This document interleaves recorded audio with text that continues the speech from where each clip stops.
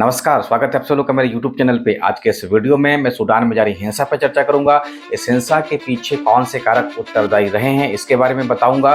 साथ ही भारत के द्वारा चलाए गए मिशन कावेरी अभियान के बारे में चर्चा करूंगा और इसके साथ साथ इस बात पर भी चर्चा करूंगा कि आखिर क्यों दुनिया के बड़े देश, खास करके रूस और भारत की नज़र सूडान के ऊपर में है। तो स्वागत है आप सब लोग का मेरे YouTube चैनल पे। बात होगी सूडान में जारी इस हिंसा की।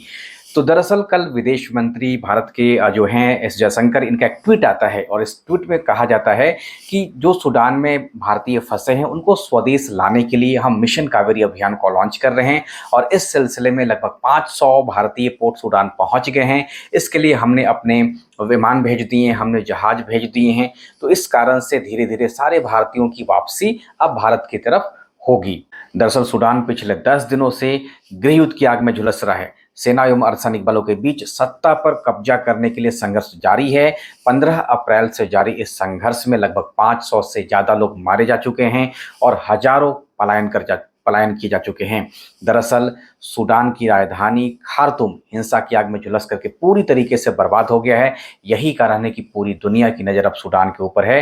वे सारे देश, खास करके अमेरिका, खास करके रूस, अब अपने अपने नागरिकों को बाहर निकालने के लिए लगातार ऑपरेशन चला रहे हैं। हम जानेंगे कि आखिर सूडान में हिंसा की मुख्य वजह क्या है। सूडान में हिंसा की मुख्य वजह है सत्ता पे आपसी वर्चस्व की जंग।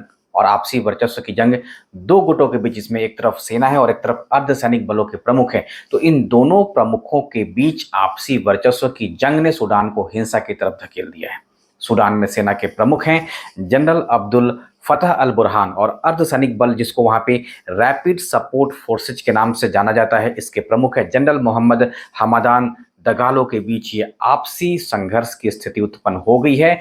यही कारण है कि सूडान गृह युद्ध की आग में चला गया है। दरअसल अक्टूबर 2021 से सूडान में नागरिकों और सेना की संयुक्त सरकार का तख्ता पलट हुआ था। इसके बाद से ही सेना और अर्धसैनिक बल आमने सामने हैं।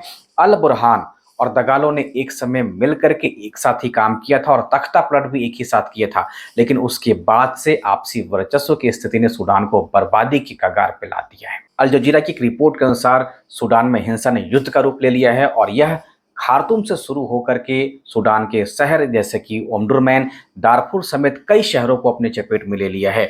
वॉशिंगटन स्थित संस्था centre for strategic and international studies के मुताबिक माने तो यह हिंसा सूडान के सीमाओं के बाहर भी जा सकती है, अर्थात सूडान के सीमाओं पे जो देश हैं वहां तक पहुंच सकती है। जैसे चाड की माने तो चाड खुद ही आंतरिक अशांति और शरणार्थियों की समस्या का सामना कर रहा है, तो यह हिंसा वहां तक भी जा सकती है। इस कारण से अफ्रीका में एक अस्थिर क्षेत्र का निर्माण हो सकता है। यही कारण है कि पूरी दुनिया की नज़र अब सूडान के ऊपर में पड़ गई। सूडान में जारी इस गृहयुद्ध के बाद से भारत ने अपने नागरिकों को सूडान से वापस बुलाने के लिए अपने सारे प्रयासों को तेज कर दिया है। भारत ने अपनी आकस्मिक योजना के तहत 2 सैन्य विमान C-130J जेद्दा भेजा। इसके अलावे नौसेना के एक जहाज INS सुमेधा को भी भेजा ताकि भारतीयों की जल्द से जल्द स्वदेश वापसी हो सके। सूडान में जारी गृहयुद्ध के मद्देनजर हम जानने की कोशिश करेंगे कि क्यों आखिर दुनिया के महत्वपूर्ण देशों की नज़र सूडान के ऊपर में है।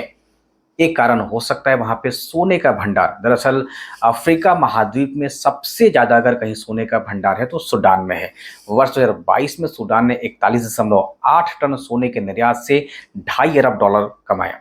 यही कारण है कि दुनिया भर के देशों की नज़र अब सूडान के ऊपर में पड़ गई है और सूडान में सोने के खानों पर कब्जा दरअसल अर्धसैनिक बलों का, यानी कि पैरामिलिट्री फोर्सेस का है। तो यही कारण है कि अब दरअसल दुनिया भर के देश चाहते हैं कि वो सूडान में अपने पकड़ को मजबूत करें ताकि वहां से वो सोने की प्राप्ति कर सके, जिसका अंतर्राष्ट्रीय कारोबार में काफ़ी मदद हो सकता है। इससे वो देश भी कम कीमत पर सोने को खरीद करके अधिक कीमत पर बेच सके। सूडान में जारी हिंसा क्यों भारत के लिए चिंता का विषय है। दरअसल सूडान में लगभग 4000 भारतीय रहते हैं। यही कारण है कि उनकी वहां पे सुरक्षा और उनकी सुरक्षित भारत वापसी भारत के लिए चिंता का विषय है।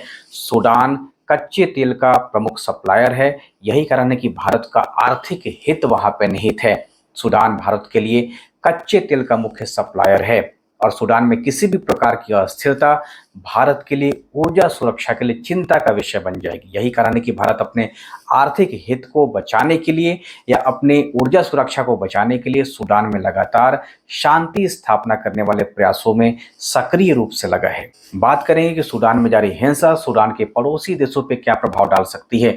तो सूडान के पड़ोस में 7 देश स्थित है। इजिप्ट है, इथोपिया है, लीबिया है, चाड है, मध्य अफ्रीकी गणराज्य है, इरिट्रिया है और साउथ सूडान से सूडान की सीमा लगती है। और ये सारे के सारे देश दरअसल एक तरीके से अस्थिर हैं, अशांत है। जैसे चाड को देख लें, जैसे इथोपिया को देख लें। अगर इथोपिया की बात करें तो सूडान और मिस्र, इन दोनों से इथोपिया का हमेशा विवाद चलते आ रहा है। यही कारण है कि सूडान में किसी भी प्रकार की अशांति इन सारे पड़ोसी देशों की शांति को प्रभावित कर सकती है, क्योंकि सूडान में जारी हिंसा से जो भी सूडानी होंगे वो वहाँ पे माइग्रेट करेंगे, वो वहाँ पे पलायन करेंगे। यही कारण है कि पड़ोसी देशों में शरणार्थियों की समस्या उत्पन्न हो जाएगी, क्योंकि ऑलरेडी वो अपने यहाँ अशांति या संघर्षों का सामना कर रहे हैं। यही कारण है कि सूडान के पड़ोसी देश भी सूडान में जारी हिंसा से बुरी तरीके से प्रभावित होंगे। सूडान में जारी हिंसा संयुक्त अरब अमीरात यानी कि यूएई के लिए किस तरीके से परेशानी बन सकता है। तो दरअसल यूएई ने सूडान में बहुत ज़्यादा निवेश किया है। जब सूडान से साउथ सूडान अलग हो गया तो सूडान ने ऑफर किया कि आप हमारे यहाँ के तेल क्षेत्रों में निवेश कर सकते हैं। दरअसल हुआ यूं कि साउथ सूडान में ही 75% तेल क्षेत्र चले गए। इसी कारण से सूडान में अब तेल में निवेश करने के लिए विभिन्न प्रकार के देशों के सहयोग की आवश्यकता थी। और यही कारण है कि सूडान की तत्कालीन सरकार ने अलग अलग देशों को ऑफर किया कि आप हमारे यहाँ के तेल में निवेश कर सकते हैं, जिनमें सबसे आप कह सकते हैं कि बड़े भागीदारों में से एक संयुक्त अरब अमीरात भी था। और इसके अलावा संयुक्त अरब अमीरात यानी कि यूएई ने सूडान में खेती के क्षेत्र में भी बहुत ज़्यादा निवेश किया है। इसके अलावा आप सबको पता होगा कि जो संयुक्त अरब अमीरात है वो एक उभरती हुई सैन्य शक्ति के रूप में भी जाना जाता है, जिसने अपने सैन्य शक्ति का इस्तेमाल करते हुए पूर्वी अफ्रीका और मध्य पूर्व के देशों में अपना प्रभाव छोड़ा है। यही कारण है कि संयुक्त अरब अमीरात भी सूडान में जारी इस हिंसा से चिंतित है।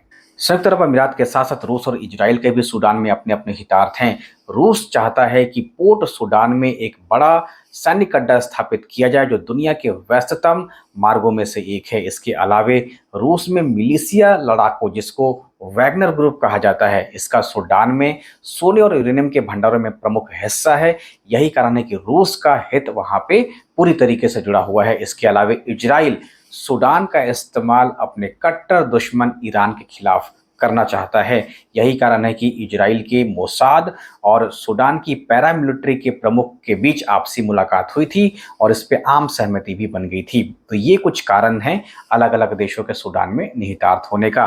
तो इस तरीके से हमने देखा कि अलग अलग देशों के सूडान में क्या निहितार्थ हैं। अभी चूंकि सूडान में हिंसा जारी है, तो हम आगे के वीडियो में इसके आगे के घटनाक्रम को समझेंगे और देखेंगे कि इस हिंसा को कहाँ तक ले जाया जा रहा है या हिंसा कहाँ तक जा रही है, कहाँ पे जाके समाप्त हो जा रही है। तो आगे की वीडियो में इसके आगे की घटनाक्रमों का जिक्र होगा।